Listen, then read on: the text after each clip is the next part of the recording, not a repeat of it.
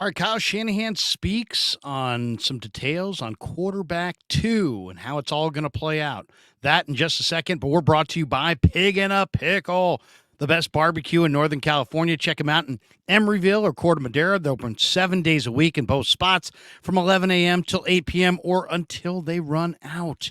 Pig in a Pickle. Get the brisket chili. Go say hi to Damon and Mary and tell them that Larry Krueger sent you. It really is great barbecue, by the way. All right, let's talk a little 49ers. Yesterday, Kyle Shanahan in Santa Clara, I asked him the question directly during his weekly presser. I said, Kyle, when will you decide on who quarterback two is going to be? And will you juggle that throughout the year? And he said, yes, to both questions. One of his answers surprised me. The other didn't surprise me. Let's get to the one that wasn't a surprise. He's going to wait till the last second. They don't need to decide this until literally, an hour or two before the Pittsburgh game, week 1, September 10th at Heinz Field. Niners and Steelers open the 23 season at Heinz Field there, or stadium formerly known as Heinz Field.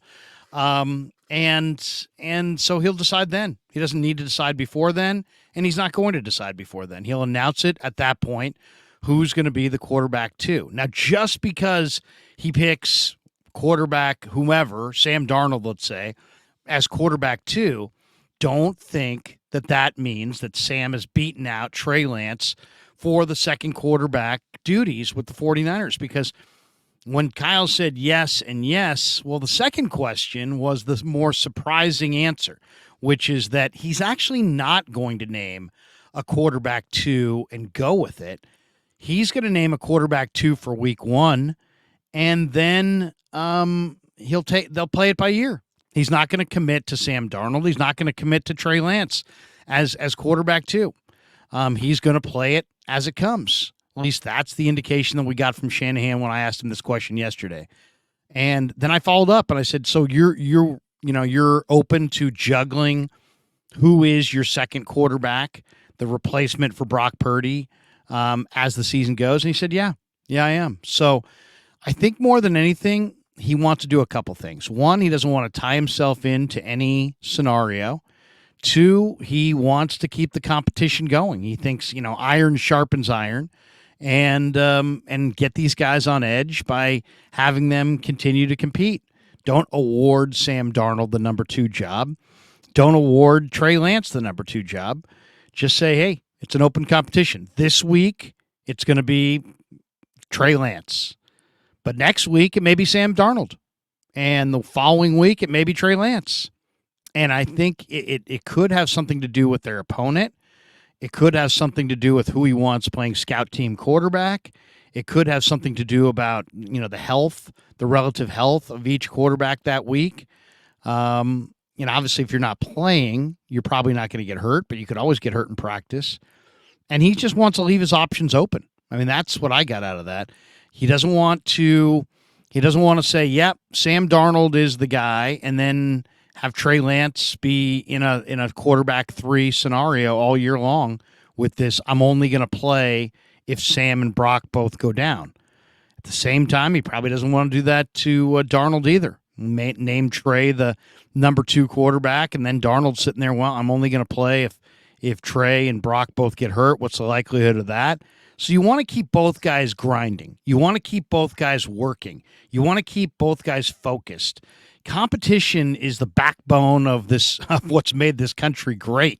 It's the backbone of capitalism. Heck, you could argue that Steve Young wouldn't have become Steve Young without the presence of Joe Montana. You could argue that Montana wouldn't have had that late career resurgence where he won back-to-back Super Bowls in the late 80s without Steve Young sitting right there ready to take his gig. So, yeah, I think from the outside world, everybody's looking for, hey, put an end to this debate.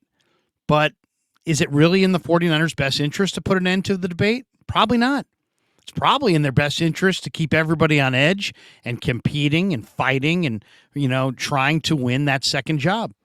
And who knows? Maybe he'll see something. I mean, you want these guys practicing with energy and effort and focus. And if suddenly Trey Lance had a great week of practice, maybe he's quarterback 2. If the next week he's dinged up, maybe Sam's quarterback 2. If the next week after that, Sam looks better in practice all week than Trey, then maybe Sam's quarterback 2. Maybe there's a certain matchup that you prefer to have the mobility of Trey Lance. Maybe there's a certain matchup that you prefer to have the veteran status and experience of Sam Darnold. I really don't know exactly all the factors that go into Kyle Shanahan's thinking on this, but it's very possible that he just wants them to continue to compete.